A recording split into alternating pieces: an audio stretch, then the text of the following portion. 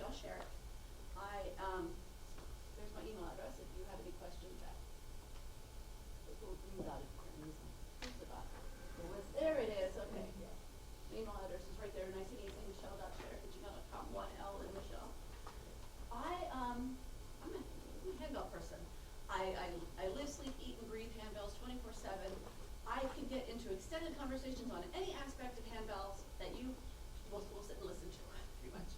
So I have, in addition to a degree in computer programming, I have visual performing arts, and my graduate work is in performing arts medicine, which is basically body mechanics and ergonomics for performing artists. We have an acronym to describe the people who use performing arts medicine services, I guess. That'll be dancers, instrumentalists, vocalists, and acrobats and actors. So diva. I'm not making that up. So in this class, I'm a very strong advocate for ringing ergonomically, because a year after I started playing handbells, I hurt myself because I was taught, I'm going to use this little bell here. I was taught to firmly grasp the handbell and flip the wrist to make the bell ring. And that's great when it's a D6. But when it's a D3, not so much. And I'm not going to demonstrate on that on the D3 because I don't want to hurt myself again. And so this was back in the early 90s, and so I didn't want to hurt. I couldn't afford to go to a doctor. So what I did is I went to the library instead. And those of you of a certain age may remember the green periodical indexes, which only had like the abstracts in them. So I was searching those to find out information about why I was hurt and how to prevent being hurt in the future. And I came up with this technique for teaching and for playing bells here that will help prevent injuries. Now, one thing to note is that there's no such thing as a standard human. Everybody's different. We have different numbers of teeth. Some people have more muscles. I don't mean muscle fibers. I mean more actual muscles. Some people have more bones. Everybody's shaped a little differently. Our center of gravity is in a different spot for every person. So this is just your general. We're going to pretend that there is a standard human, and this is what I'm going to be based on. But if you need individual help, I can do that too, but not during class time. So again, my email address is there. I'm happy to answer any questions. We have an Ask Me Anything session later at the end of the day. So if you think of questions that are not addressed in your class, write them down and ask them later. Okay. So let's go ahead and get started. So my method is called the 3 S's. And the first S is stance. Now we call them handbells and we do hold them in our hands, but as an instrumentalist, our entire body is the instrument. It's not just the bells. That is the thing that makes the sound, but our entire body is involved in making music. So and our stance then is very important in how we in the physicality of ringing bells. So if you are standing with your feet directly under your shoulders, as we were taught when we were sitting there. Now this is balanced and evenly balanced with your body weight and everything if you are standing up with nothing in your hands. But as soon as you put a large weight in your hands, such as this D3, and as you ring them, you're moving it through air. And if I have my feet underneath my shoulder, straight down, if I'm holding the bell out here, what's happening to my body? It's not balanced.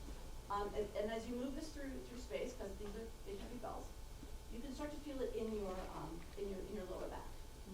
Everybody's heard lift with your legs. That's basically what we're going to do. So go ahead and stand up and pick the largest bell in your head.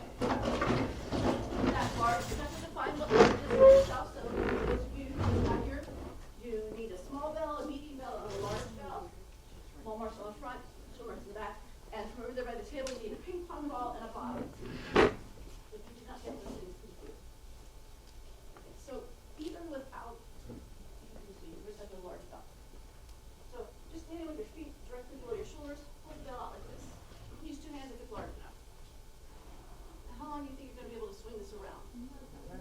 Very long. So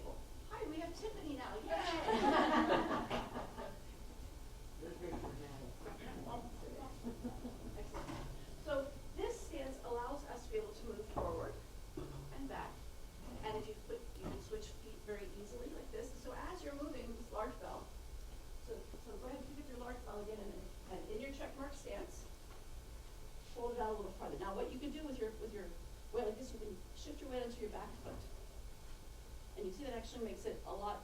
You're much more stable this way. So your front, the foot under this is the one in front.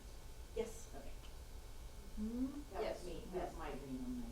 No, I'm just trying to figure out. Trying to figure out how everybody that's right. It is still early for me. I live in California, so it is 6:10 for me. It's all right. So the basis of everything is your stance, because we're going to work from the ground up. And it doesn't matter which foot is in front. And if you're not, let's say you can put your bells down for a second. Now let's say you play a little tiny bell. You think, oh, I don't need to stand like that. Well, if you look at standard handbell music, bass ringers, they play as often as the little bells. Little bells play a lot. Bass ringers usually don't play unless it's a piece that goes to bass beyond those. This is just a general thing.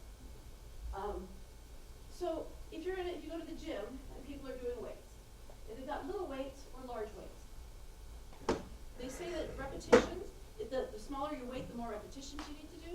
The larger weight, the fewer repetitions you need to do. In the end, we're all doing the same amount of work. So even if you play little bells, it's good practice to get into this check mark stance, even if it's just right below you. But you might get tired as well. Then want to widen your stance a little bit. So, all right, moving on. The second S is seat.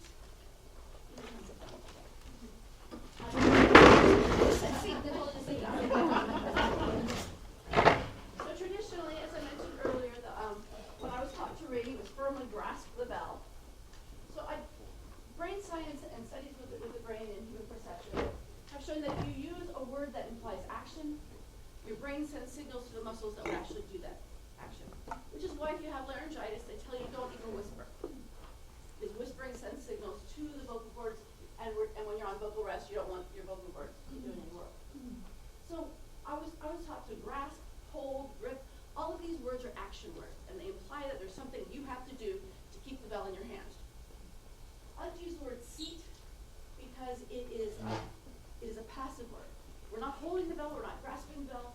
The bell is seated on your hand. There's nothing you need to do to hold the bell in your hand except have a hand. So let's talk about how we make this seat. I'm not going to ask you to stand up again. I should just make you stand up. In our reading stance, your arms are your body. Before you do anything else, take a minute and look at your hands. Are your palms facing the back wall, or are they facing inside?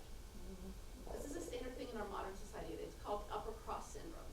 And what that means is that we stand with our hands basically facing, our palms of our hands facing the back because we're not standing up straight. What if they're like this? This is you want this. Okay, that's fine. Then you have great posture. Well, good. I naturally do not. I mean, I probably did when I was 5, but I'm no longer 5. So that means that I have to be conscious that this is when I'm just relaxed. This is where my hands are, and I have to remember to put my shoulders back. And when you put your shoulders back and stand up straight, like your mother told you to, then your palms naturally face each other rather than back wall. Oh. So, and no judgment here. This is modern society. We all spend hours at the keyboard and lounging on the couch. So we just have to know what our particular bodies do. So if you are a person whose hands naturally face the back wall, just realize that when you ring, you should stand up a little bit taller, put your shoulders back. So once you've done that, just probably just apply. And I put this stand here so it wouldn't be with all the electronic equipment.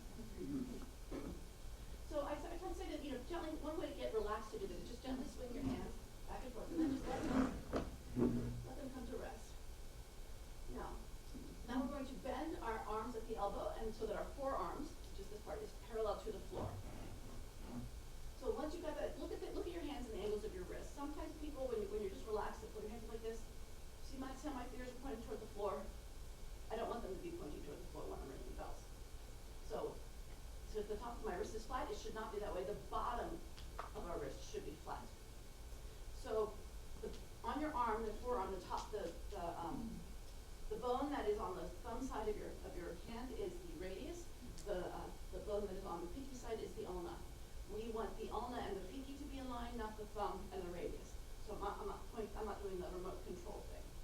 We want it to be flat on the bottom. Okay, so now is that was that one.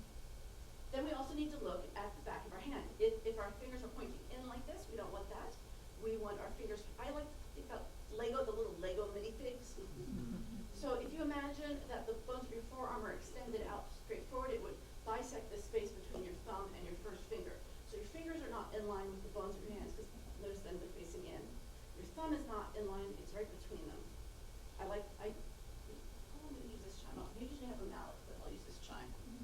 If you pretend that these, the bones of your forearm are extended forward, you would bisect that spot right there. So, now if you take a bell and you just put it in your other hand, just hold like this. And the reason you're having it hold like this is so that this hand isn't in the way. With the other hand having the seat, with the little bell picture facing towards you, it's called a campani form, which you're tributed for the day. Just sit it down on top of your hand. And don't squeeze your fingers or anything, it's just seated there. You see, I'm not actually holding, am I? My hand is completely relaxed. And if you align the plane of the clapper with the bones in your forearm, which should go directly between your thumb and your first finger, this is the seat. So the bell is just seated on your hand. How much work are you putting in to hold this bell?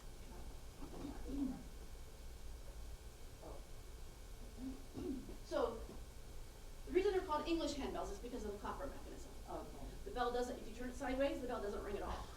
Okay? Well, that makes it right. It does. So the clapper moves forward and backwards and will strike both sides if they're properly adjusted right. Wow, how tight is this one? I can't even do a shake on this B6. Not mine. So if sometimes when they're adjusted, they hit both sides, and there are techniques that use both sides of the bell. So it only goes this way. It's because they used to have, there's a whole history lesson here. They used to, the tower bells in England, they only go forward and backwards, and they don't just, but anyway, that's a different class. Anyway, but the plane of the clapper movement should be aligned with that line that we made in our forearm. So at this point, we can take our fingers, which are just nice and relaxed, and we can close them a little bit around the handle. Again, I'm not gripping, so I'm not squeezing the handle. We're just letting it all sit there, but now our fingers are touching each other. Now at this point, are we ready to ring? Some people would say yes. But if you think about those old Western movies with the cowboy and his gun, what's the first thing he does when he points the gun? He has to cock the hammer, right? So that when he fires, it actually hits the thing and makes the thing happen. If you think of the clapper of a handbell as being like that hammer, we need to cock the handbell. Because if you look inside your handbell, where is the clapper? Is the clapper forward? Is it backwards? It could be anywhere. So when you are ringing bells, you are controlling the clapper. The clapper is what makes the sound. That is what we are controlling, not the casting. So at this point, what we do is if you just relax your fingers a little more and let the bell, this would be better if you have your medium-sized bell if it's the first time, because it gives you a little bit more weight. I'm going to switch to my medium one. There are bells that are so small that the handle weighs more than the casting. I don't think we have any in this room. That's okay. So if I just relax my fingers and let the bell fall back towards me. Now the clapper is on this side. And notice I'm still not squeezing, but the fingers of this hand will just the weight of them being on top of the handle prevents the bell from falling out of my hand. So that's what I mean, it's passive. I'm not doing anything to hold on to the bell. And at this point, I want you to put your bells down. And we're going to pick up our bottles. Put bottles in there. Now, I like to use these square bottles because I like to pretend that the corners are the clapper. Obviously, we don't have a cross clapper in our belt. But just pick two right across from each other. And we're going to, with our creating the seat in our hand, we're just going to place that bottle right on top. Now, and when you relax your hand, the bottle should fall back as well. This is where I like these bottles. The neck is long enough that you can actually hold on to it. Now, so we've got our stance, we've got our seat, the bell is cocked back. Now, in order to get it to ring, we just squeeze our fingers. And when you do, the bottle should be standing straight up and down. And this is all that's needed at this point. Okay? So if when you do this, if your forearm is parallel to the floor and everything's in alignment, and the bottle is not standing straight up and down, there's a couple of reasons that could be. One of either two reasons or both. Either you flattened your wrist, which is pointed forward, or you're below parallel. Even if I'm in correct alignment and my hand is down here, that's going to be, the belt is not straight up and down. It is relative to my hand, but not to real life. Or both, because some people come all the way down like this. So you're just moving your fingers. Yes, nothing else right now. There is a third S. This is not it. Okay. We've only done stance and seat. I'm just trying to feel right. This is kind of like a little interlude here. And so if you practice feeling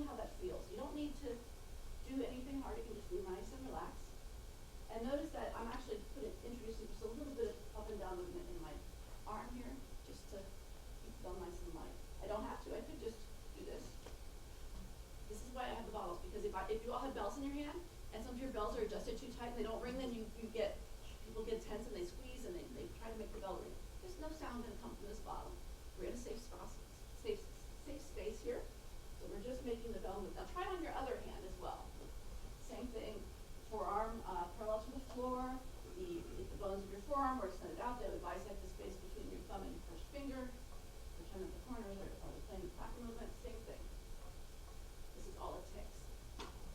So, now, there you got that part. Now we're going to pick the bells back up. And the same thing. But this time, this is where your ping pong ball comes in. When you have, it's all, seated on top of your hand, and you relax your hand and the bell, you can actually see inside the bell. This is where your ping pong ball comes in. If you don't have a ping pong ball, or am I out of them? There should be some over there.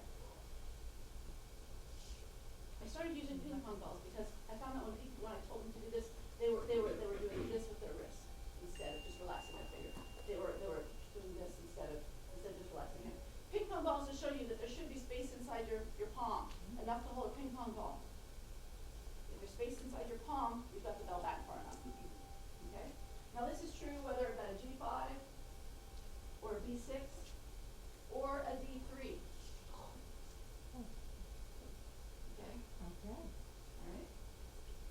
So you put the ping pong ball down. So now, like we were doing with the bottle on our hand, just take the ping pong ball out. You'd be surprised, that's an important thing to say. And just like we did before, just move your fingers to manipulate the movement of the bell. Now remember that the plane of the clapper movement should be in line with your arm. So we shouldn't be standing like this. Make sure that we're standing like this. And come around and make sure everybody's. Make sure that the little bell picture is towards you. It's okay. Almost. So you're actually moving your wrist as well. Make sure you're moving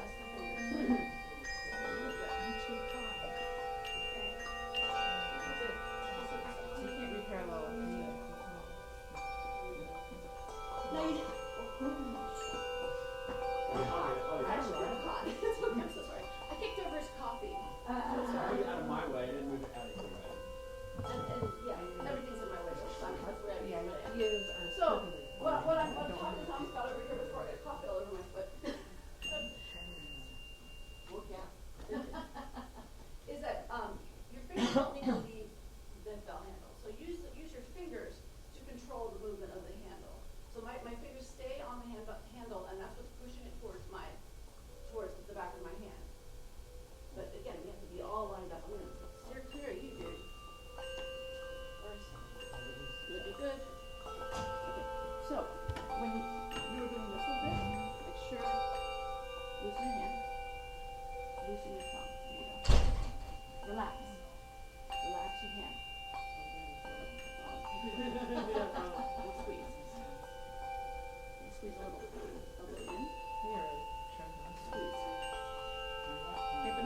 Still pointed towards me when it rang.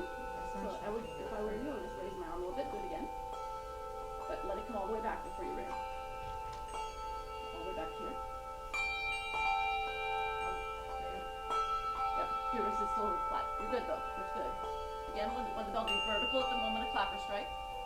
So open your hand and squeeze. Yes, make sure it stops here. Okay, so I'm not. Sorry, squeeze. Still pointed at me, so we'll work on that a little bit. Okay. I would just pull in your elbow a little bit if you can, and then pull back and squeeze. There you go. Okay, good. Hand, good.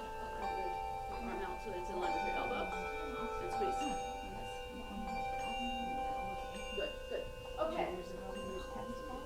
So one thing that I've noticed, not just here, but in general, is that when I tell people that you need to have a ping pong ball size in there, and when I told them to relax your fingers, if you're squeezing with your thumb and your first finger, the bell's not going to move.